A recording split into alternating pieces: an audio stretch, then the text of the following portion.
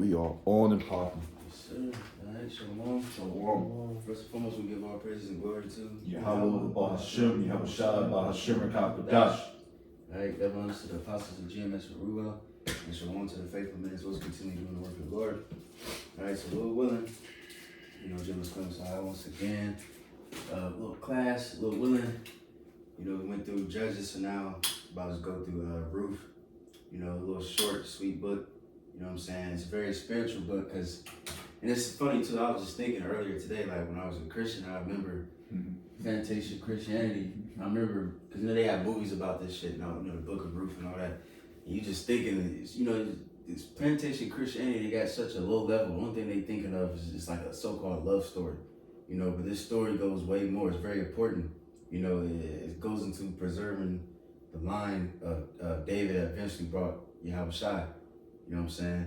We're going to touch on the kinsman, redeemer, and, like I said, link to Yahushua and, and just go into it and just what's pretty much the importance of the story. So, Lord willing, we can start with Ruth 1 and 1. Yep, I got you. Yep. Yes, sir. Let me see.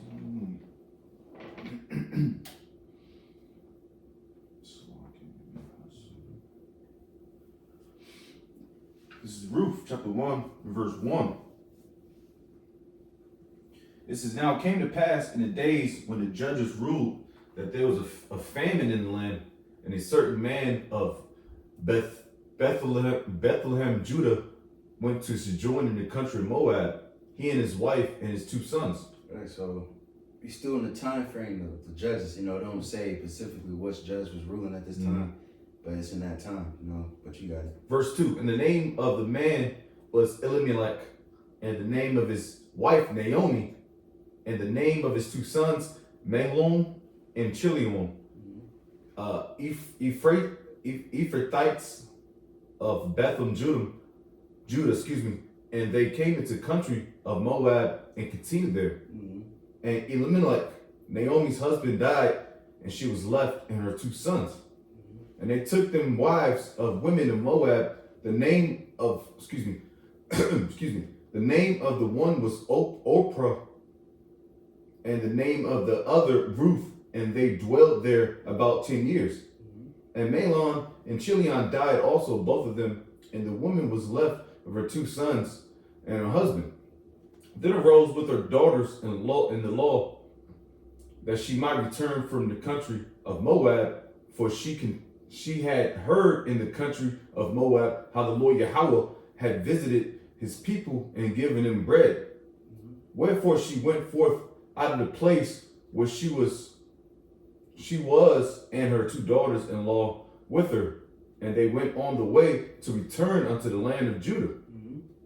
And Naomi said unto her 2 daughters-in-law, Go return each to her mother's house. The Lord Yahweh deal kindly with you, as ye have dealt with the dead and with me. Right, because, this is a beautiful story because, you see, all the husbands died and it's just, the mother-in-law and the daughters-in-law. So they don't really have nothing, you know what I'm saying? So, but, then there's that kinsman redeemer that's going to redeem everything, you know what I'm saying? And pretty much restore everything. You see, because now they don't have shit. Yeah. They threw. And it's a famine. It's just mentioned in the first verse is a famine. You see, so you got it. Smack. Gone. Damn. That shows you that you women, you need us. We don't need you bitches, man. Verse 9, "The Lord grant you that ye may find rest, each of you in the house of her husband. Then she kissed them, and they lifted up their voice and wept. And they said unto her, Surely we will return with thee unto thy people. And Naomi said, Turn again, my daughters. Why will ye go with me? Are there yet any more sons in my womb, that they may be your husbands? Turn again, my daughters, go your way, for I am too old to have an husband. If I should say, I have hope, if I should have an husband also tonight, and should also bear sons." That was a gift. "Would ye tarry for them till they were grown? Will ye stay for them from having husbands? Nay, my daughters, for it grieveth me much for your sakes, that the hand of the Lord Yahweh is going out against me. Right, see, and real quick, this is another quick little point, because it shows you that they understood that if something happens, that it was coming from the Lord. Mm-hmm. You know what I'm saying? Good or evil. Mm-hmm. This is another example. She said the Lord did this. She understood the Lord took out all the husbands, you know, and that's the situation they're in. Man. You know? Man. But you got it. Verse 14, and they lifted up their voice and wept again, and Oprah kissed her mother-in-law, but Ruth clave unto her, and she said, behold, thy sister-in-law is gone back unto her people and unto her gods. Return thou after thy sister-in-law. And Ruth said, entreat me not to leave thee, or to return from following after thee, for whither thou goest, I will go, and where thou lodgest, I will lodge. Thy people shall be my people, and thy power shall be my power. Right, and we can stop there, you know, because that shows you the faithfulness of Ruth. Mm-hmm. You know, she didn't want to leave that, you know, old lady by herself. You know, she was faithful, and hey, and the Lord's gonna bless her for that, because Ruth, she was a Moabite. You know what I mean? She was a heathen, but hey, even then, the Lord still blessed her because she still dealt. You know, and that's how it is. You know, certain heathen will help Jake out, and the Lord will look out for him. Oh, you know what I mean? Because hey, what the scripture says, bless those that bless you. You know what I mean? Yeah. Yep. So Lord willing, now we can just go to that article, the first one. You know what I mean? And jump back and forth from the scriptures from that. You know what I'm saying? Come on, I got it. This is gotquestions.org. It says, who is the true redeemer in the book of Ruth? Answer. It says, a redeemer is one who delivers or rescues someone by paying a price. To redeem is literally to buy out. A kinsman redeemer under the Mosaic law was a male relative who had the responsibility to act on behalf of a relative who was in trouble, danger, or need. The law of the kinsman redeemer is given in Leviticus 25 and 25. Can I read that really quick? This is the book of Leviticus 25. In verses 25, it reads, if thy brother be waxen poor, and have sold away some of his possession, and if any of his kin... Can you start one more verse up? 24. It says, and in all the land of your possession ye shall grant a redemption for the land. If thy brother be waxen poor, and have sold away some of his possession, and if any of his kin come to redeem it, then shall he redeem that which his brothers sold. And if the man have none to redeem it, and himself be able to redeem it. Right, so that's the beauty of the law too, because like now, obviously, you know, we don't got land, you know, America, you don't own shit. But you supposed to, every family's supposed to have land allotted to them. And if you broke, you need to sell that land, then somebody can buy it back, your nearest kinsman. You know what I'm saying? And to pretty much redeem you. You know, and I think there's another law too, or another scripture, I forgot exactly where it's at, but it says after 7 years, somebody sells you land, they gotta give it back to you. You know what I mean? So the Lord's always looking out. But another one real quick. So let me go to my notes. Can somebody get Numbers 27 and 8? Yes, sir. This is the book of Numbers 27, chapter 27, verse. Excuse me, give me I hate this. Hold on, let me see something real quick. Matter of fact, we're gonna say that for later. So like it. But you go keep reading on that thing. Article. It says, if one of your fellow Israelites becomes poor and sells some of their property, the nearest relative is to come and redeem what they have sold. This law is key to how events in the book of Ruth take shape. Right, and real quick too, also there's another law, like for if somebody kills you or somebody kills your family member, you're supposed to avenge that person, the avenger of blood. You know what I'm saying? But we might touch on that too at the end, but you got it.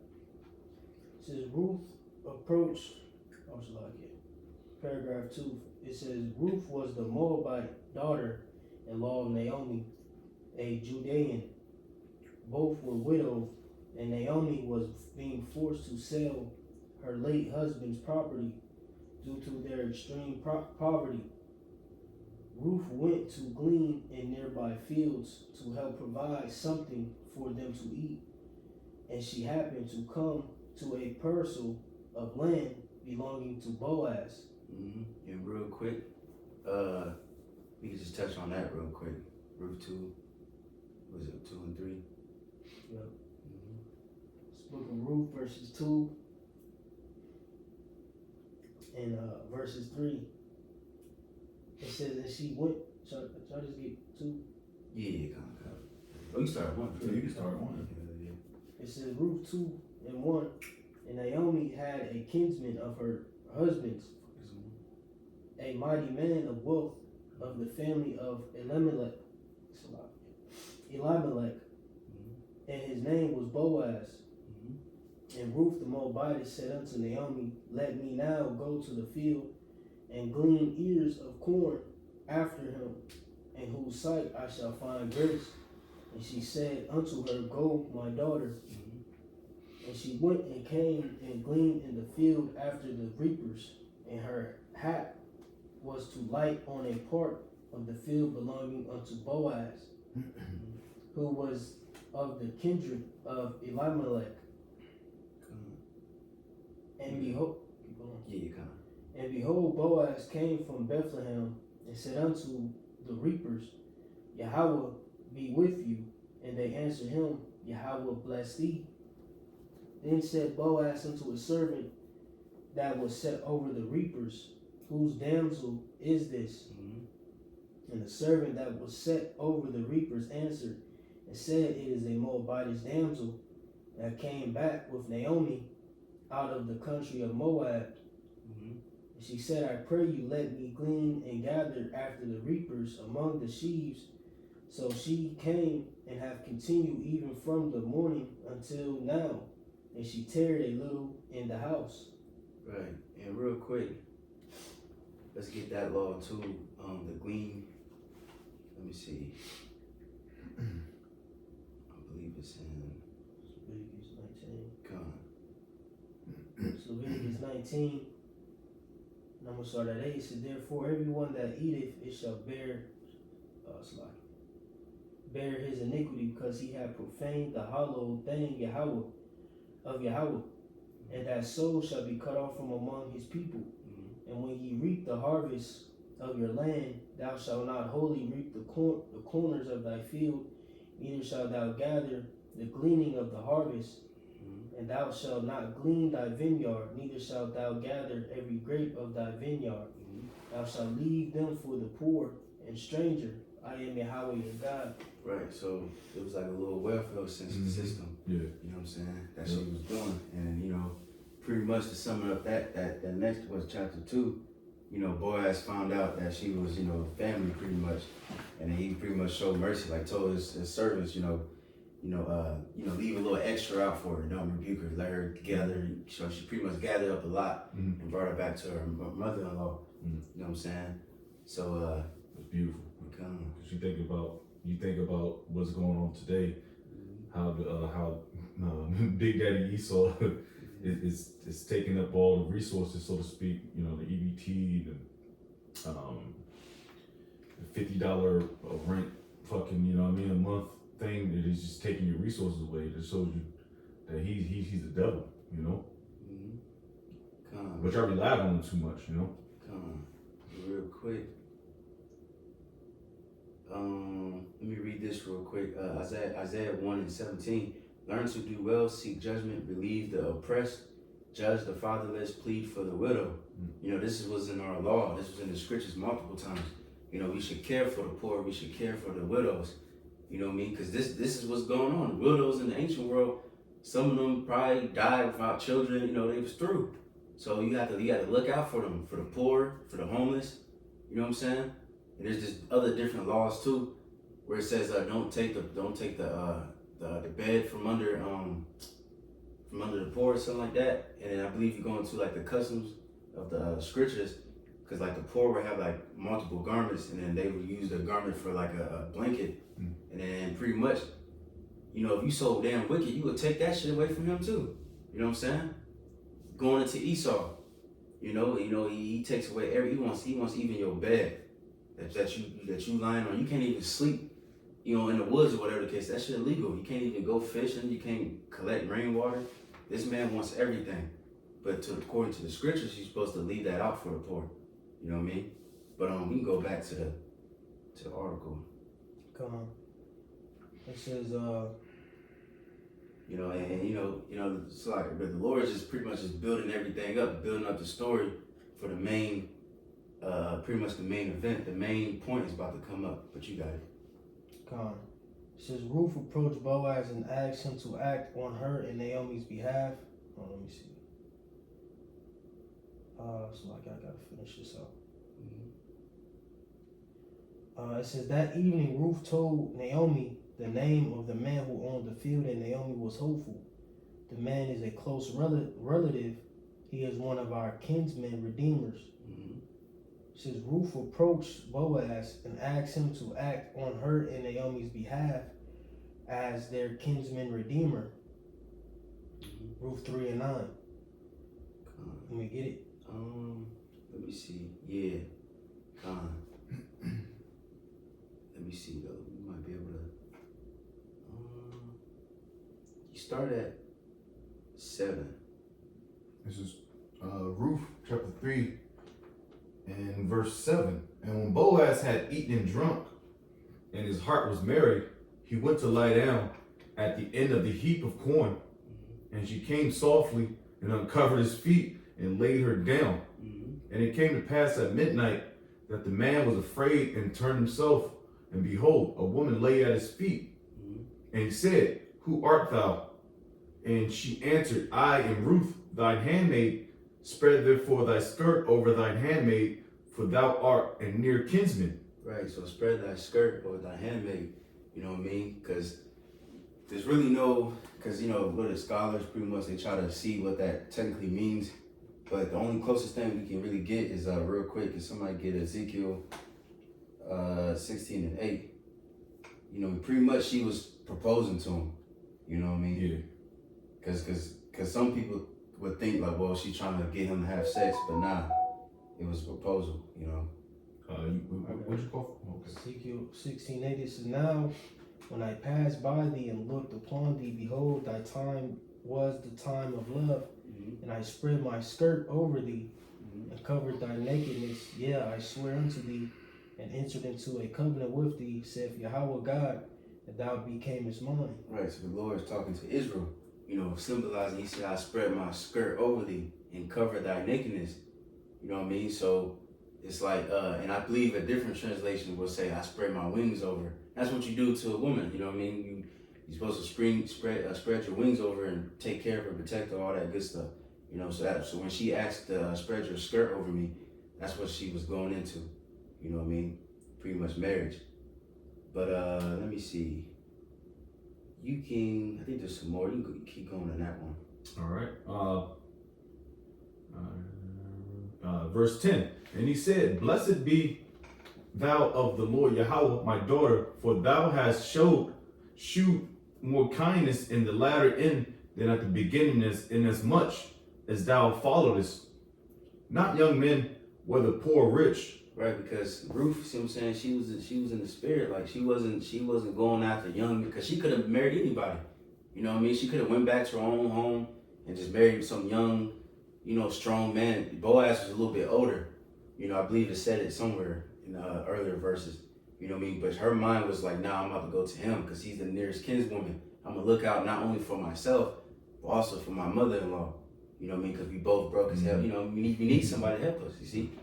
But you got it. And through the spirit, that's how, you know, we represent, you know, the woman. Because we could have went to the other guys and Esau, followed after all that bullshit. But no, we seeking out the Lord, Yahweh Shah, our kinsman redeemer. You see? But you got it. Verse 11.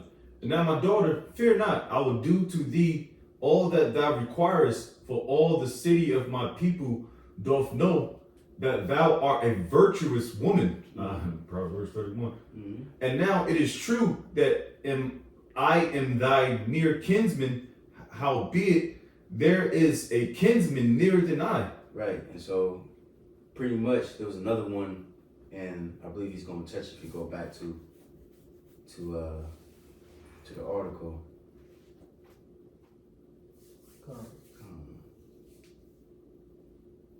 It says, Ruth, I think in paragraph 3 now. Mm-hmm. It says, Ruth approached Boaz and asked him to act on her and Naomi's behalf as their kinsman redeemer. Boaz was willing to purchase their property, marry Ruth, and provide for the two women, but there was a near relative who was first in line for the job. Boaz assured Ruth that one way or another she will be redeemed. If the other relative does not want to redeem you, as surely as Yahweh lives, I will. Mm-hmm. The next day, Boaz went through the legal process to become the kinsman redeemer for Ruth and Naomi. Right, and real quick, I don't believe they touch on it a little bit, but pretty much the other kinsman, he was like, nah, I'm cool, because if I do take her in, it's gonna mess up my inheritance. So he let's touch on that real quick. Taking a shoe and all that. Yeah, yep. Was that what they gave you? Oh, Ruth 4. Let's get to the point.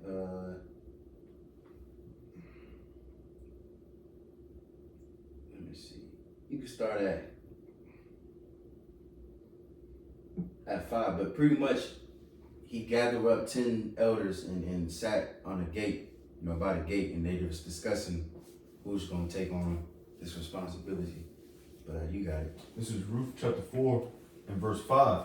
Then said Boaz, what day thou buyest the field of the hand of Naomi, thou must buy it also of Ruth the Moabitess, the wife of the dead, to raise up the name of the dead upon his inheritance. Right, and real quick, what does that mean, to raise up the name of the dead upon his inheritance? Because not only are you supposed to buy back the land, but because the wife, Ruth, she didn't have no children.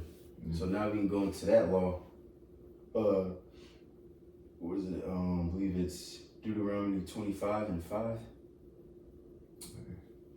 Deuteronomy 25:5, it reads, if brethren dwell together, and one of them die and have no child, the wife of the dead shall not marry without unto a stranger. Mm-hmm. Her husband's brother shall go in unto her, and take her to him to wife, and perform the duty of an husband's brother unto her. So that's what you're supposed to do, because reincarnation. If that brother dies, you gotta bring him back. You know what I mean? Matter of fact, one more verse, because it's gonna go into that. And it shall be that the firstborn which she beareth shall succeed in the name of his brother, which is dead, that his name be not put out of Israel. Right. So his name should not be put out in Israel.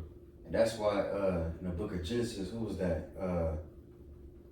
I forgot his name, but Judah. Yeah, Judah and his sons. One of his sons died, and the other one took on the wife, but he busted on the floor. Yeah, he blew. So the Lord killed him. Yeah, put him to death. You know what I mean? And then she had to disguise herself as a harlot, and then Judah, ended up doing it and then restoring back that line. You know what I'm saying?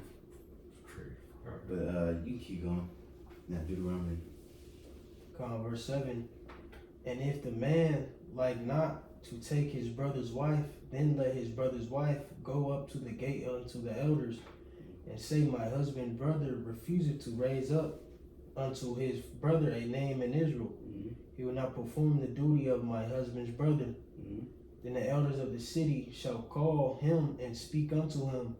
And if he stand to it and say, I like not to take her, then shall his brother's wife come unto him in the presence of the elders, and loose his shoe from off his foot, and spit in his face, and shall answer and say, so shall it be done unto that man that will not build up his brother's house.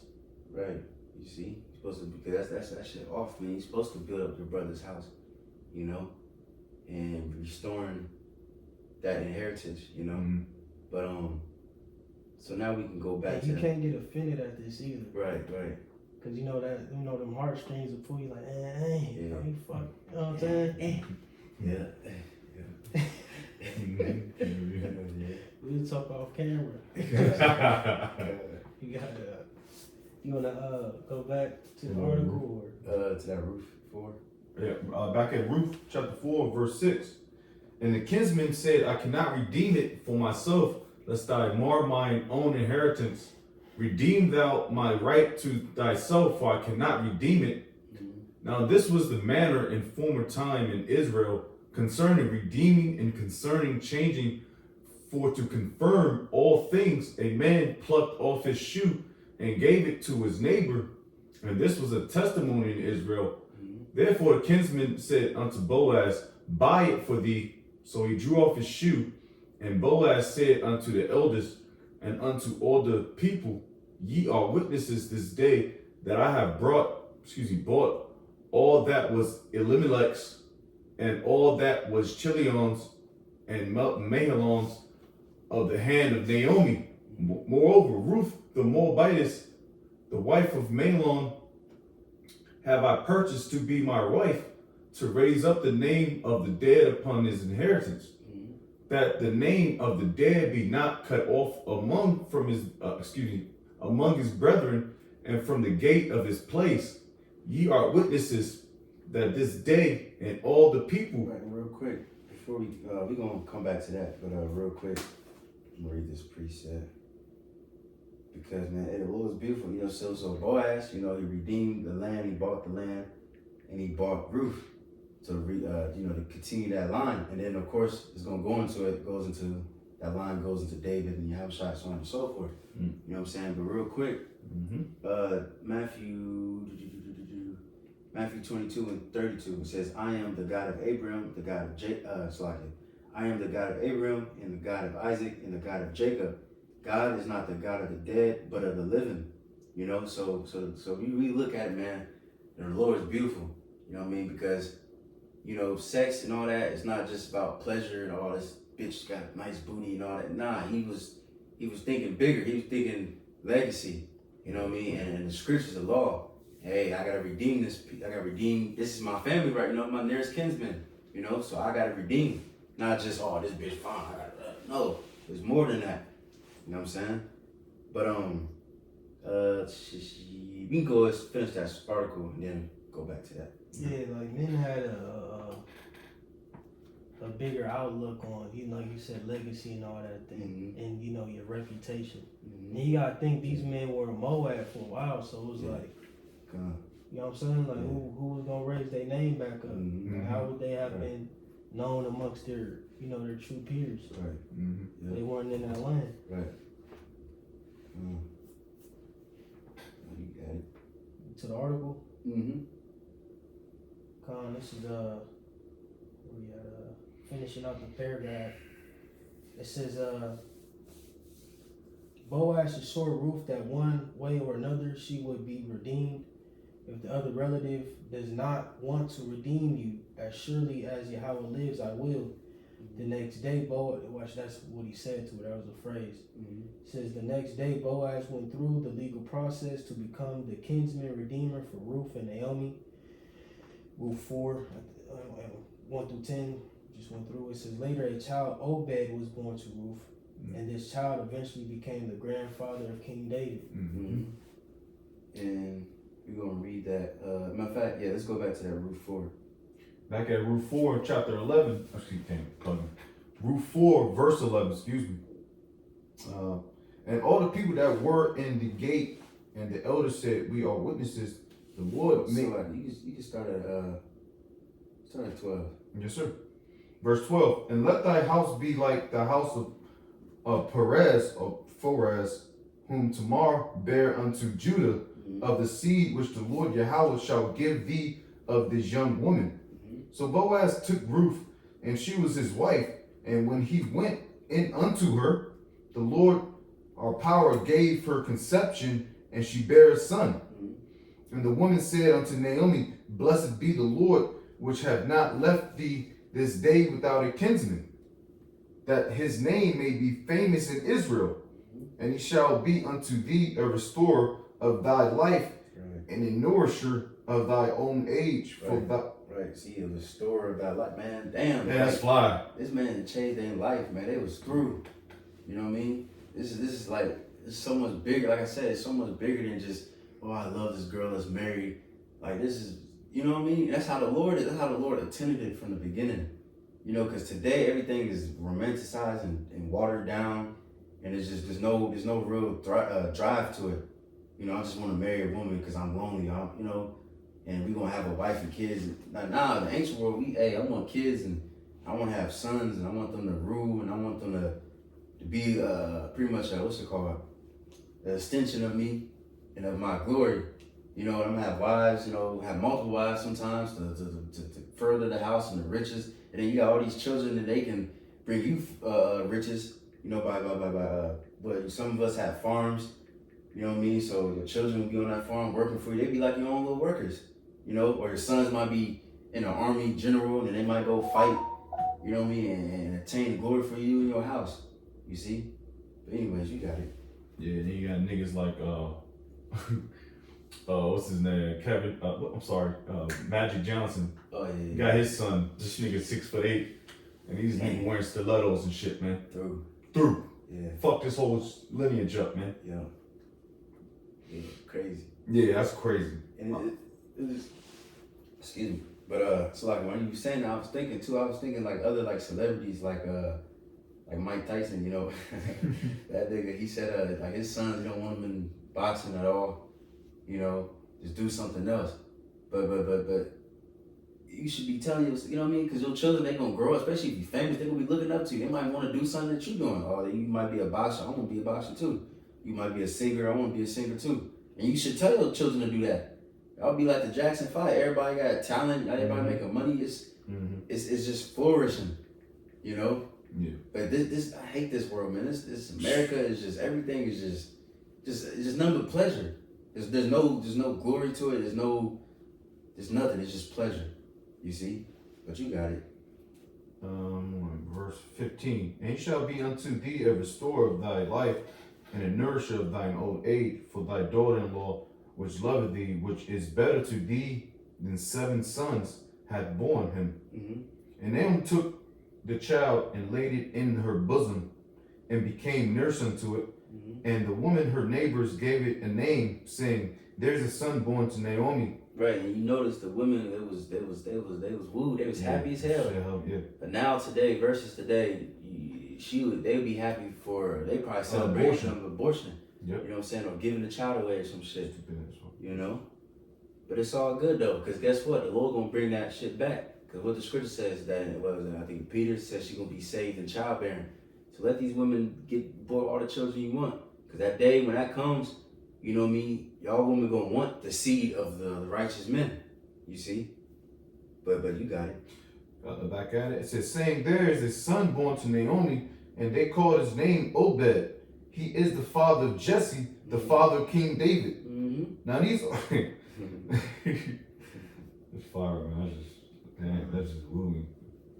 It says, now these are the generations of Perez. Perez begot Hezron, and Hezron begot Ram, and Ram Nahshon, and Nahshon begot Salmon, and Salmon begot Boaz, and Boaz begot Obed, and Obed begot Jesse, and Jesse begot King David. Right, which we know the Lord sprung out of there. We can get a Hebrews. Yeah, kind of. Gotcha. This is Hebrews chapter 7. And also too, can we get that Matthew 1:1 and 1? We read that Matthew after we read that, because This is the book of Hebrews chapter 7 verse 14. Oh, come on, give me a second. God damn. It says, for it is evident that our Lord sprang out of Judah, of which tribe Moses spake nothing concerning the priesthood. And that's pretty much it. God, yes, sir. Yeah. So now we get that Matthew 1, and then you can stop at 17. Con, it's Matthew 1 at the top. Right in it, if you read it in Luke. Well, can you get that too? No, I mean, it don't matter. Come. But it link it all the way back to Adam. Come. That line Come. for you Christians. This is Matthew 1. At the top, this is the book of the generation of Yahweh Shah HaMashiach, the son of David, the son of Abraham. It says Abraham begat Isaac, and Isaac begat Jacob, and Jacob begat Judas and his brother. And it's so it's a spirit, because we know, these the spirits that go back to Yahweh Shai. You know what I'm saying? Yeah. And it how it writes it in Matthew, the first chapter, first verse. Abraham begat Isaac, and Isaac begat Jacob, and Jacob begat Judas and his brethren. Right, Judas is the Greek version of saying Judah. You know what I'm saying? It says, and Judas begat Pharez and Zara of Thamar, and Pharez begat Ezron, or it would be Hezron.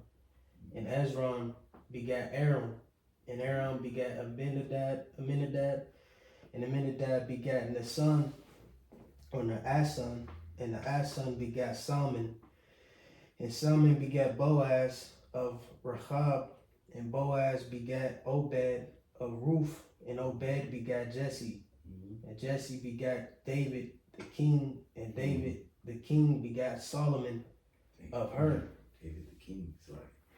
That had said it. My fault. You got it done. That had been the wife of Urias, and Solomon begat Rehoboam, or Rehoboam.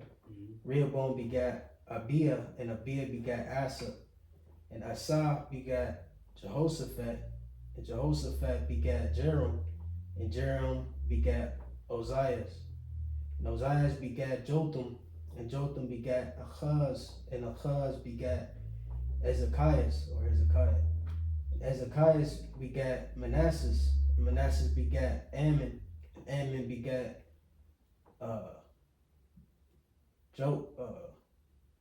Josias. Josias begat Jeconias and his brethren about the time they were carried about to Babylon.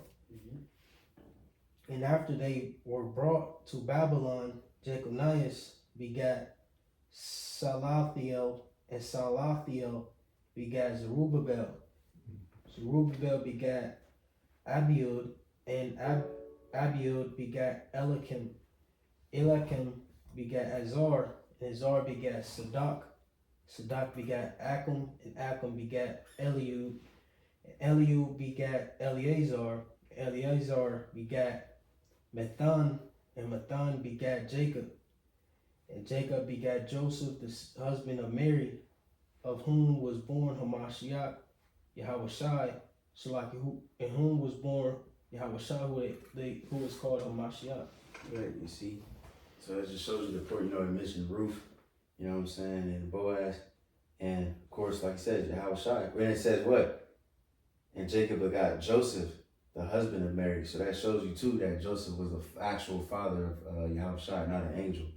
You know what I'm saying? But so now we done with that. We can just, last but not least, did you read that part as a theme of redemption?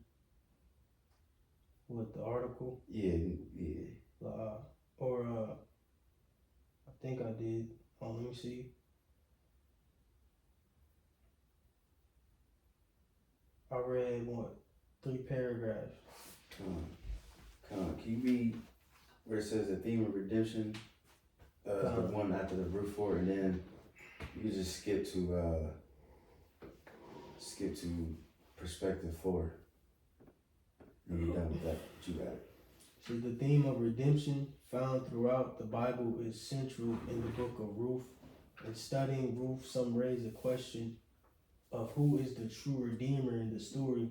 The answer depends on the perspective one takes. Right, because it goes into Boaz and Ruth and all that, but Boaz was the physical, literal kin's redeemer, but no, it symbolized Yahweh Shai. So we can go to perspective 4.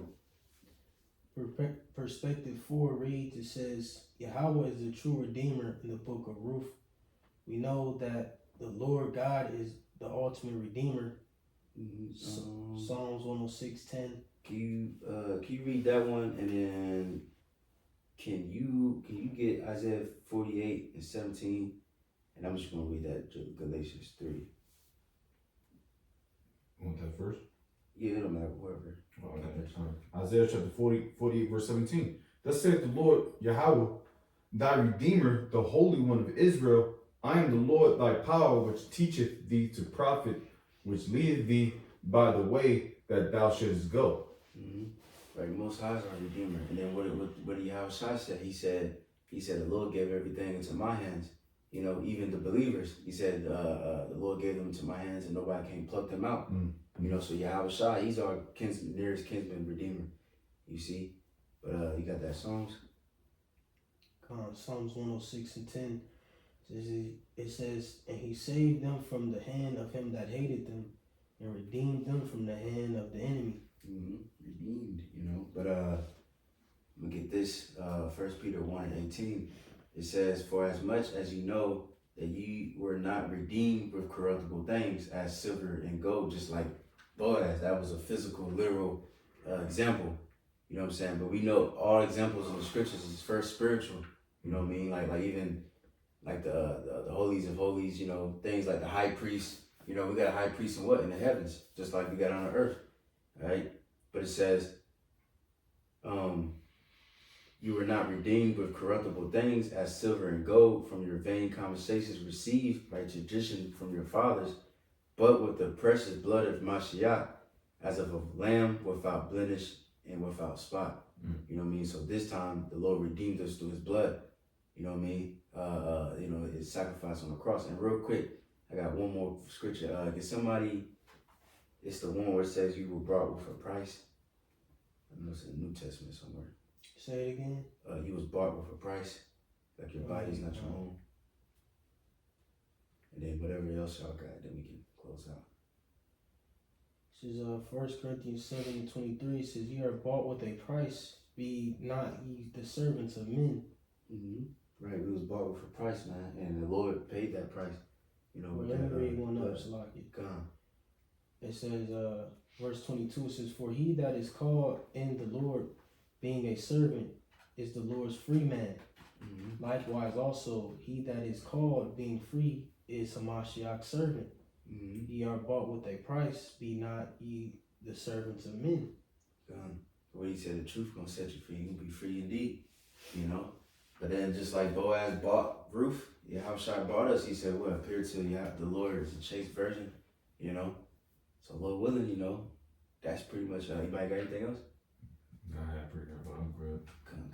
But yeah, man, that pretty much, you know, concludes all of the lesson. You know, the conclusion of the matter is, the Boaz redeemed. Oh, that's the spirit. I had that. I'm quoting that precept too. Which one? The conclusion of the matter. Oh, come. No, that's good. That's good. He redeemed the land. He redeemed the wife, the children, the bloodline.